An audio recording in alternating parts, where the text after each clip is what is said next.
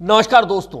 राजस्थान में अगला मुख्यमंत्री कौन बनेगा, यह बड़ा अजीब सा सवाल है। अजीब सा सवाल वैसे तो राजनीतिक रूप से तो गलत नहीं है, लेकिन समय इसका बहुत ज्यादा गलत है, क्योंकि राजस्थान में अभी वर्तमान सरकार जो चल रही है भाजपा की, उसे सिर्फ 2 साल हुए हैं और 3 साल बाद चुनाव होंगे। उसके बाद में किस दल को बहुमत मिलेगा, किसको नहीं मिलेगा, फिर विधायक दल की बैठक होगी, नेता चुने जाएंगे, उसके बाद यह सामने आएगा कि मुख्यमंत्री कौन बनेगा।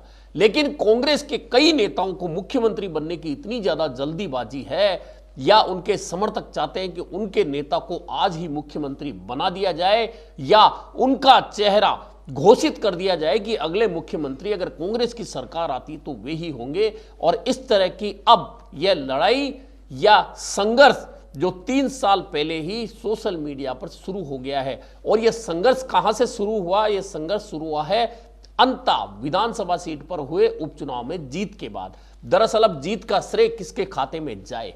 हर नेता यह कह रहा है, या हर नेता का समर्थक यह कह रहा है कि यह जीत सिर्फ उनके नेता की वजह से हुई है। यह अलग बात है कि कुछ बड़े नेताओं ने तो प्रमोद जैन भैया जो कांग्रेस के उम्मीदवार हैं, उन्हें हराने के लिए अपने समर्थकों को वहां भेजा था कि वे निर्दलीय नरेश मीणा की मदद करें ताकि प्रमोद जैन भैया हार जाए। लेकिन प्रमोद जैन भैया चुनाव जीत गए। ऐसे में वे ही नेता अब श्रेय लेने की दौड़ में आगे आ गए। अब आप सोशल मीडिया पर पिछले 5-6 दिन से 2 नेताओं की अचानक, सबसे पहले पूर्व मुख्यमंत्री अशोक गहलोत के समर्थकों की ओर से अलग अलग सोशल मीडिया पोस्ट लगातार यह कहकर डाली जा रही है कि अशोक गहलोत के काम की वजह से ही अंता 12 विधानसभा सीट पर कांग्रेस की जीत हुई, और अगले मुख्यमंत्री यानी चौथी बार फिर गहलोत सरकार, इस तरह के स्लोगन लगाकर उनके समर्थक लगातार यह बात दिखाने की कोशिश कर रहे हैं कि राजस्थान में अगर कोई बेहतर मुख्यमंत्री साबित हो सकता है तो वे अशोक गहलोत हो सकते हैं। हालांकि बड़े नेताओं में से अभी तक इस तरह के बयान किसी के नहीं आए, ना ही खुद पूर्व मुख्यमंत्री अशोक गहलोत ने कहीं ऐसा कोई बयान या चर्चा की है कि अगली बार सरकार आने पर वही मुख्यमंत्री बनेंगे। लेकिन क्योंकि 3 बार जो मुख्यमंत्री रह जाते हैं तो स्वाभाविक रूप से दौड़ में उनका नाम हमेशा आगे माना जाता है। लेकिन वह दौड़ तो तब शुरू होगी जब 3 साल बाद राजस्थान में विधानसभा चुनाव हो चुके होंगे, उनके परिणाम आ चुके होंगे, और उन परिणामों के बाद में अगर कांग्रेस को बहुमत मिलता है तब कहीं जाकर यह दौड़ शुरू होगी। लेकिन समर्थक हैं कि मानने को तैयार नहीं है, और समर्थक तभी यह बात करते हैं जब कहीं ना कहीं नेता उन्हें इस बात के लिए उकसाता है या उत्साहित करता है कि नहीं, आपको ऐसा करना चाहिए। अब दूसरे नेता की बात करें तो दूसरे नेता है सचिन पायलट। सचिन पायलट 2014 में जब राजस्थान प्रदेश कांग्रेस के अध्यक्ष बनकर आए, तब से लेकर आज तक मुख्यमंत्री बनने की इच्छा तो उनकी है, और उनके समर्थक 2014 से लेकर 2025 11 साल का समय हो चुका है, रोजाना उन्हें मुख्यमंत्री बनाने के लिए लगे रहते हैं। उनकी तमाम पोस्ट में यह दिखाने की कोशिश करते हैं कि अगर सचिन पायलट नहीं हो तो राजस्थान में कांग्रेस रहे नहीं, बचे ही नहीं, और बिना उनके तो जीत ही नहीं सकते। हालांकि अगर पिछले रिकॉर्ड जो देखे जाए, 2014 में वे अध्यक्ष बने, 2018 में राजस्थान में विधानसभा चुनाव हुआ, और जब 99 सीटें आई तो ये जताया गया कि पूर्वी राजस्थान में कांग्रेस सिर्फ और सिर्फ सचिन पायलट की वजह से जीती है। हालांकि ये बताने वालों को शायद पिछला रिकॉर्ड पता नहीं है कि पूर्वी राजस्थान में दौसा, अलवर, भरतपुर, धौलपुर, करौली, सवाई माधोपुर, ये ऐसे जिले होते थे जहां कांग्रेस का दबदबा सालों से चला आ रहा था, और यहां से बड़े बड़े नेता निकल कर आए।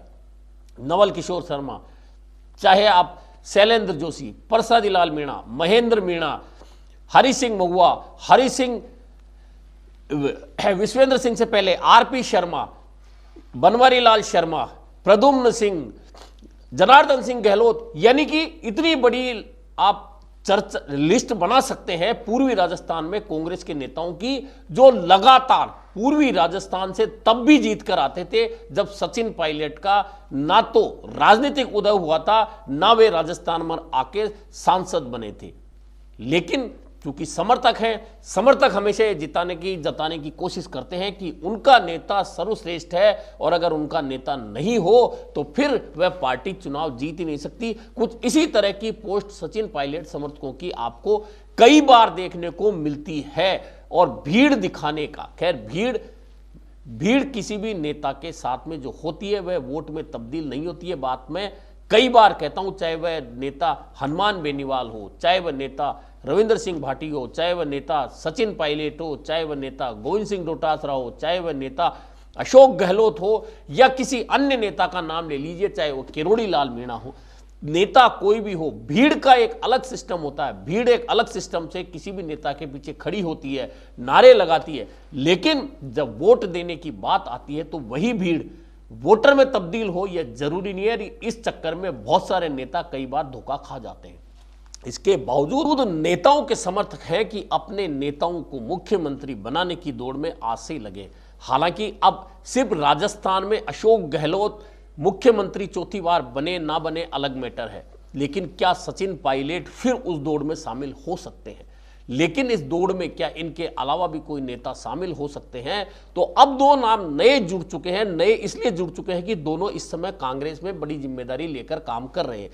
एक नाम जुड़ गया है गोविंद सिंह डोटासरा का। गोविंद सिंह डोटासरा अध्यक्ष भले एक्सीडेंटल बने, और वह ऐसा मौका था 2020 में जब सचिन पायलट अपने 18 विधायकों के साथ में मानेसर शिफ्ट हो गए थे और सरकार गिराने की बातें होने लगी थी, बगावत हो रही थी। उस समय अचानक मौका लगा गोविंद सिंह डोटासरा को प्रदेश अध्यक्ष बनने का, लेकिन उस मौके को उन्होंने भुनाया और आज 5.5 साल का कार्यकाल प्रदेश अध्यक्ष के रूप में गोविंद सिंह डोटासरा का पूरा हो चुका है।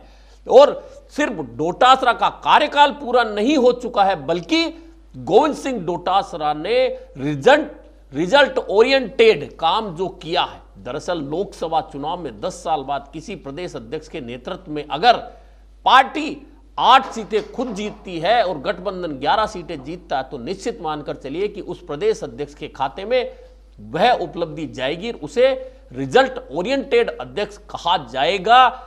इसके बावजूद कभी भी चर्चा जब होती है तो गोविंद सिंह डोटासरा के खाते में उपचुनाव की हार लिखने की बात होती है। और यह सही भी है कि कोई प्रदेश अध्यक्ष बनता है, उसके नेतृत्व के दौरान अगर उपचुनाव होते हैं, लेकिन इन उपचुनाव की एक अलग कहानी थी। कहानी यह थी कि सांसद की सीटें खाली हुई थी। सांसद बनने पर नेताओं ने अपने हिसाब से टिकट वितरण किए थे, चाहे वह दौसा हो, चाहे देवली उनियारा हो, चाहे अन्य सीटों की बात करें तो ये सीटें ऐसे दी गई थी। ऐसे में, और एक सीट चूंकि जुबेर खान दिवंगत हुए थे तो उनके बेटे को दी गई थी, ऐसे में ये सीटें प्रदेश कांग्रेस की मर्जी से दी गई हो, उम्मीदवारी दी गई हो, तो निश्चित तौर पर सीधे सीधे प्रदेश अध्यक्ष के खाते में ये हार लिखी जा सकती है। लेकिन ऐसा नहीं हुआ था, जिसके बावजूद लोगों की चर्चा वह होगी। लेकिन अंता 12 की सीट की जो जीत है वह निश्चित तौर पर प्रदेश कांग्रेस अध्यक्ष गोविंद सिंह डोटासरा के खाते में लिखी जानी है। और इसका कारण सीधा सीधा यह है कि गोविंद सिंह डोटासरा ने जिस तरह से घेराबंदी की अंता 12 उपचुनाव में, और यह बात मैं उस दौरान भी बार बार कह रहा था कि जिस माइक्रो मैनेजमेंट के साथ में गोविंद सिंह डोटासरा नेताओं और कार्यकर्ताओं की ड्यूटी लगाकर अंता 12 सीट पर घेराव कर रहे हैं, निश्चित तौर पर कांग्रेस उसमें फायदे में रहेगी, और वह फायदे में रही। ऐसे में गोविंद सिंह डोटासरा के खाते में यह उपचुनाव की जीत निश्चित तौर पर जाएगी, और जाएगी तो कहीं ना कहीं गोविंद सिंह डोटासरा के समर्थक भी कई बार उत्साहित होकर उन्हें अगले मुख्यमंत्री के रूप में देखते हुए सोशल मीडिया पर पोस्ट कर देते हैं। चौथा चेहरा टीकाराम जूली। टीकाराम जूली नेता प्रतिपक्ष से अगर उनका नाम नहीं ले, क्योंकि वह अनुसूचित जाति समुदाय से आने के अलावा वक्ता के रूप में बहुत दमदार हैं, काम करने के रूप में दमदार है, व्यवहारिक पक्ष उनका बहुत भारी है। और भंवर जितेंद्र सिंह का वर्चस्व, भंवर जितेंद्र सिंह चूंकि दिल्ली आला कमान यानी कि कांग्रेस के गांधी परिवार के बेहद नजदीकी लोगों माने जाते हैं। ऐसे में टीकाराम जूली का नाम अगर इस दौड़ में शामिल आज से उनके समर्थक नहीं करें तो उनके साथ न्याय कैसे हो सकता है? तो कई बार टीकाराम जूली के समर्थक भी यह बात कहते हैं कि अगर एससी के चेहरे में कोई निकल कर सामने आएगा तो टीकाराम जूली उस दौड़ में सबसे आगे खड़े होंगे। ऐसे में वह भी एक नाम हमेशा इस दौड़ में शामिल किया जाता है। हालांकि वही बात कि चुनाव राजस्थान में 3 साल बाद होने हैं, उस समय किसकी किस्मत चमकेगी, किसके पक्ष में विधायक खड़े होंगे, कितने विधायक जीत कर आएंगे और क्या कांग्रेस का बहुमत आएगा भी, सब कुछ तो उस पर निर्भर है कि नेता के समर्थक उसे मुख्यमंत्री बनाने की दौड़ में तो शामिल कर लें, लेकिन अगर पार्टी का ही बहुमत नहीं आए तो मुख्यमंत्री बनेंगे कैसे। ऐसे में वह दौड़ जो देखना चाहते हैं नेताओं के समर्थक, जिस दौड़ में अपने नेता को आगे देखना चाहते हैं, वह दौड़ अभी 1.5 साल बाद शुरू होगी। तब असल पता चलेगा कि आखिरकार मुख्यमंत्री की दौड़ में आगे कौन निकलने वाला है। अभी के लिए इतना ही, फिर मिलेंगे नए मुद्दे पर चर्चा के साथ।